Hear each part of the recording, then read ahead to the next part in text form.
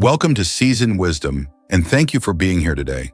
Have you ever stopped to think about how your nightly habits could be silently affecting your health?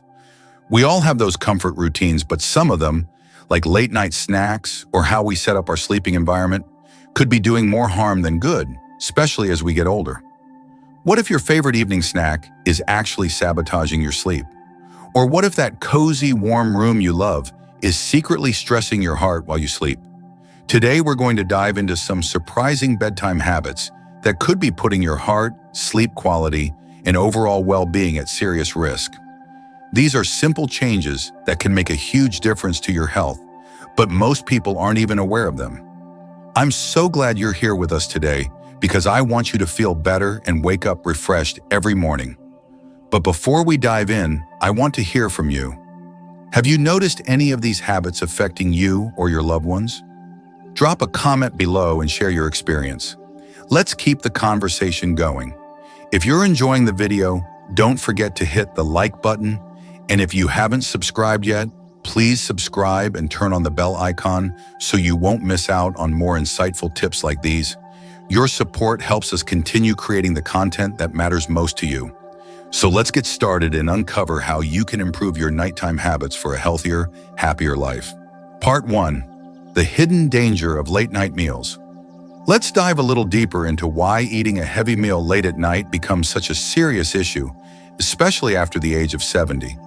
You see, the digestive system is a bit like a factory. When we're younger, the workers are fast, efficient, and work long hours. But as we age, that factory slows down. Enzyme production drops. The smooth muscles responsible for pushing food through your intestines get sluggish, and your pancreas doesn't release insulin with the same precision it used to. So what happens when you throw a steak dinner or a greasy bowl of pasta at that factory? Right before closing time, it gets overwhelmed. Now here's the medical truth. Nighttime is when your body is supposed to enter a parasympathetic state, often called rest and digest. But digesting a large, fatty, or protein-heavy meal flips your system into sympathetic mode, fight or flight, because it treats digestion like a challenge. This leads to increased heart rate, elevated blood pressure, and excess gastric acid production. That acid, it doesn't just stay in your stomach. When you lie down, gravity no longer helps keep that acid where it belongs. Instead, it creeps back up into your esophagus, causing what we call gastroesophageal reflux, or GERD. You might wake up with a burning sensation, a sore throat, coughing, or even choking. And if that acid accidentally enters your lungs while you sleep, you could develop aspiration pneumonia, a dangerous infection, especially in older adults with weaker immune defenses. But reflux isn't the only concern. Let's talk about blood sugar. Heavy meals, especially those high in carbohydrates, can spike your glucose levels just before bedtime. For seniors who are diabetic or pre-diabetic, this throws your insulin response out of balance. The pancreas, already struggling to keep up, can't regulate the sugar spike effectively. This leads to poor glycemic control overnight, which over time increases your risk of neuropathy, cardiovascular complications, and even dementia. And don't forget about sleep. Digestion is an energy-demanding process. If your stomach and intestines are working overtime, your body can't fully enter deep REM sleep. That's the phase where memory consolidates, tissues repair, and hormones like melatonin and growth hormone peak. A disrupted sleep cycle doesn't just make you groggy, it weakens your immune system, impacts mood, and even shortens your lifespan. Let me tell you about another patient of mine, Mr. Tran, 75, a lovely gentleman who had gotten into the habit of eating a heavy rice and pork dish around 9 p.m. every night. He didn't think much of it. He said it helped him sleep, at least initially. But over time, he started experiencing irregular heartbeat episodes at night. We ran cardiac tests. Everything seemed okay structurally.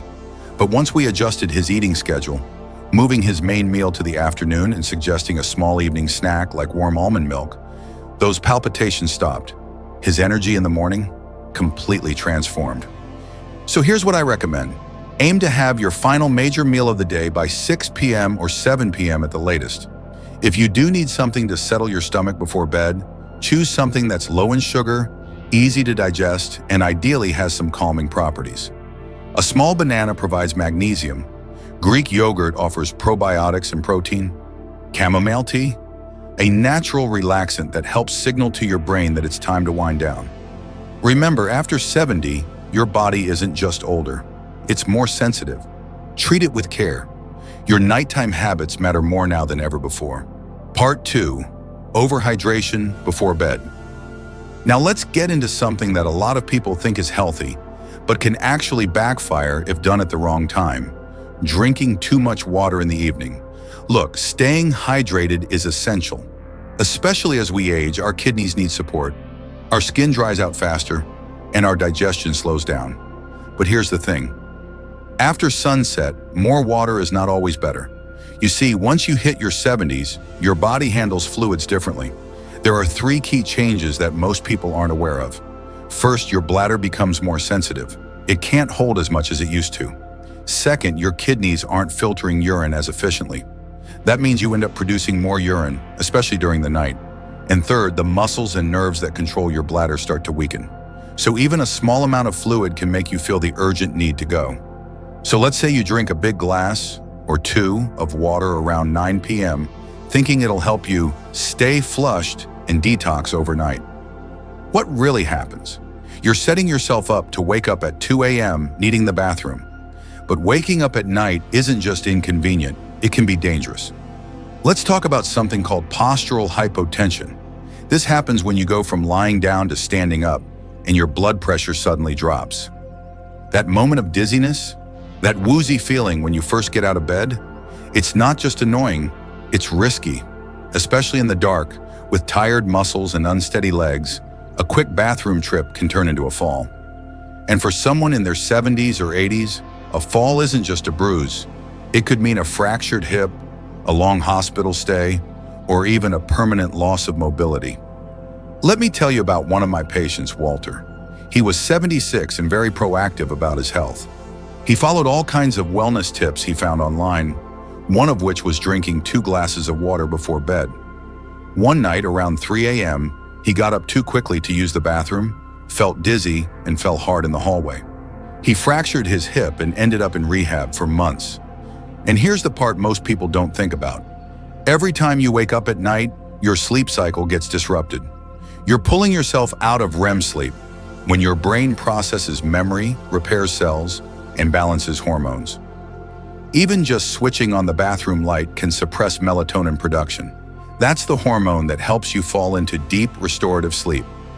Over time, poor sleep quality has been linked to weakened immunity, heart issues, and even cognitive decline, including increased risk of Alzheimer's disease. So what's the fix? Don't stop drinking water, but time it right. I tell my older patients to front-load their hydration. Drink most of your water between morning and mid-afternoon. By 6 p.m., start tapering off. If you're thirsty later, take small sips, not gulps, and avoid caffeine or alcohol after dinner. Both are diuretics and will only make things worse. Also, be mindful of hidden sources of fluid. Soups, fruits like watermelon or oranges, even some medications can add to your nightly fluid load. Here's the takeaway. Something as innocent as drinking water can have serious consequences if done at the wrong time. It's not about avoiding water, it's about being strategic. So tonight, think twice before reaching for that bedtime glass. Your sleep and your safety may depend on it. If you found this tip helpful, drop a thumbs up in the comments and share your experience with overhydration before bed. Do you struggle with late-night bathroom trips? Let's talk about it.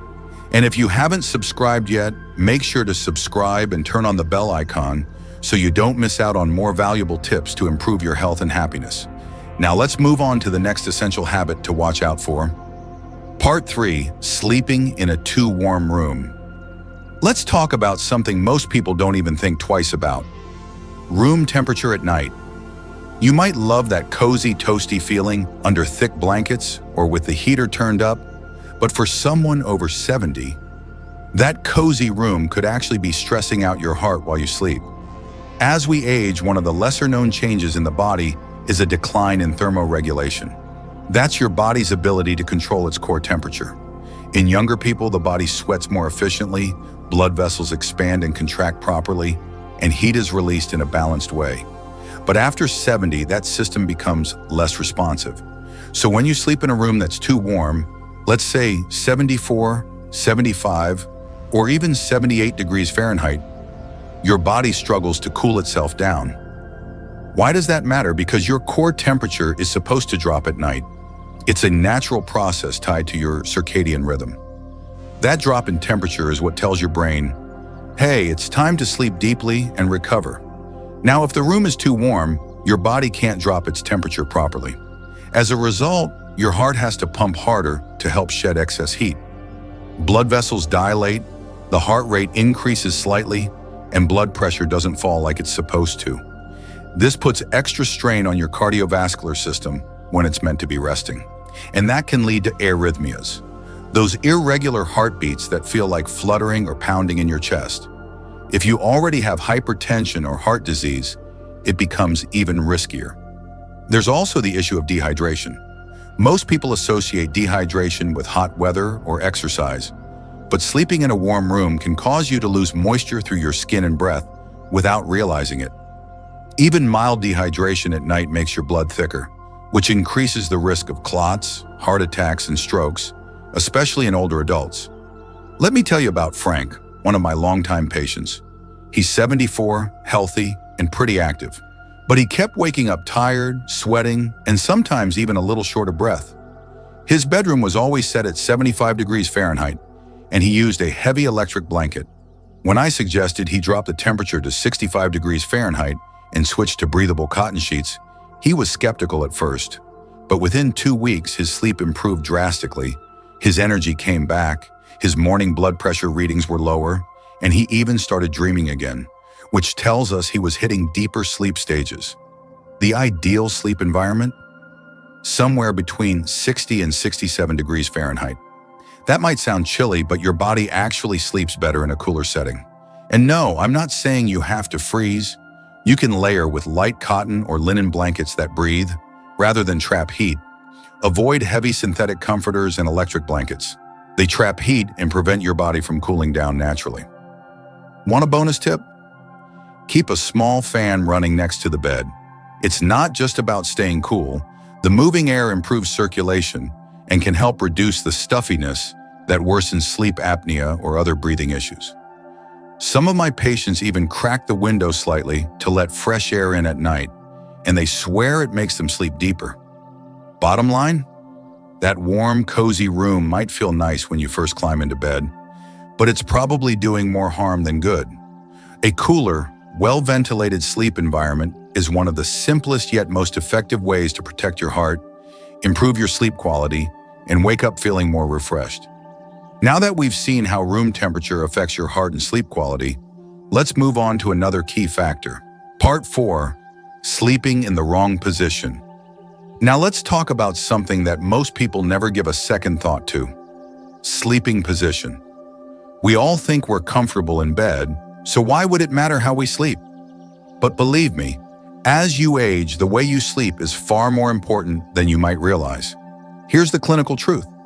After 70, your muscle tone weakens, your lung capacity drops, and your circulation isn't as efficient as it used to be. That means the position you sleep in can seriously affect how well oxygen and blood flow through your body at night. And this isn't just about comfort, it's about your overall health. Let's start with the worst sleeping position: flat on your back. For many, this may seem like the most natural position, but for older adults, it's one of the riskiest. When you sleep on your back, gravity causes your tongue and the soft tissues in your throat to collapse backward. This can block your airway, leading to sleep apnea, even if you've never been diagnosed. Sleep apnea is a condition where your breathing stops and starts repeatedly during sleep, which reduces the oxygen supply to your brain, heart, and other vital organs. The result? It's not just interrupted sleep.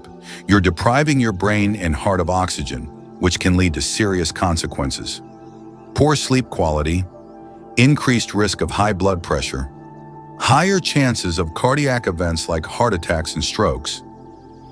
In extreme cases, the risk of sudden cardiac arrest while sleeping. Take Robert, for example. He's 76 and had always been a back sleeper. His wife started noticing something concerning. He'd stop breathing for several seconds during the night and then gasp for air. She thought it was just snoring, but it wasn't. After a sleep study, we discovered he had moderate sleep apnea. This wasn't just about snoring. His heart was being deprived of oxygen during sleep, which can lead to long-term cardiovascular problems. When Robert switched to sleeping on his side, using a body pillow for support, his symptoms improved drastically. His energy levels went up, his memory sharpened, and even his blood pressure decreased. That's the power of changing your sleeping position. So, what's the best sleeping position for seniors? The left side is the ideal position. Here's why. It improves circulation and blood flow to vital organs. It aids digestion by helping food and waste pass more efficiently through your stomach and intestines. It reduces acid reflux, which is especially helpful if you suffer from heartburn. It allows for better oxygenation, which is essential for overall health. Side sleeping can help your heart work more efficiently, especially if you have heart conditions, as it takes pressure off the heart and supports better blood flow. But let me share a little tip. When you sleep on your left side, gravity helps prevent stomach acid from creeping up, which reduces the risk of reflux and gives you a more restful night's sleep. If you're having trouble staying on your side, here are a few extra tips to make the transition easier. 1. Use a wedge pillow to elevate your head slightly.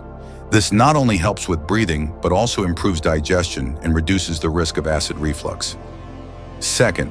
Place a pillow between your knees if you're on your side. This keeps your spine aligned and reduces pressure on your hips and lower back. 3. If you're prone to heart conditions, avoid sleeping on your right side. This position may put extra pressure on your heart and hinder circulation, especially for people with existing heart disease. These small adjustments to your sleeping position can have a huge impact on your health. It's about finding a position that promotes proper circulation, allows your heart and lungs to rest properly, and supports your body's natural processes. The takeaway? Sleeping in the wrong position is more than just an inconvenience. It could be a silent health risk. Make these simple changes tonight, and you'll wake up feeling more rested and energized with better overall health in the long run. I hope today's tips have given you some valuable insights into how small bedtime changes can make a big difference in your health as we age. From the dangers of late-night meals and overhydration to the importance of your sleeping environment and position, it's all about those little habits that add up to a healthier, happier life. But I want to hear from you now. Have you noticed any of these bedtime habits affecting your sleep or health? Maybe you've already made some changes, or perhaps you're thinking about trying them. Share your experiences in the comments below. I love hearing your thoughts and starting conversations with all of you. And if you found this video helpful, please don't forget to hit that like button. If you're not subscribed yet, go ahead and subscribe now, and make sure to turn on the bell icon so you never miss out on more life-changing tips like these. Your support truly helps us create content that is meaningful and impactful for everyone in our wonderful community. Take care of yourselves, be mindful of your bedtime routines, and remember, it's the little things that lead to big health improvements. I'll see you in the next video, and until then, keep making those small steps toward better health every day. You've got this. Good night, and here's to your health.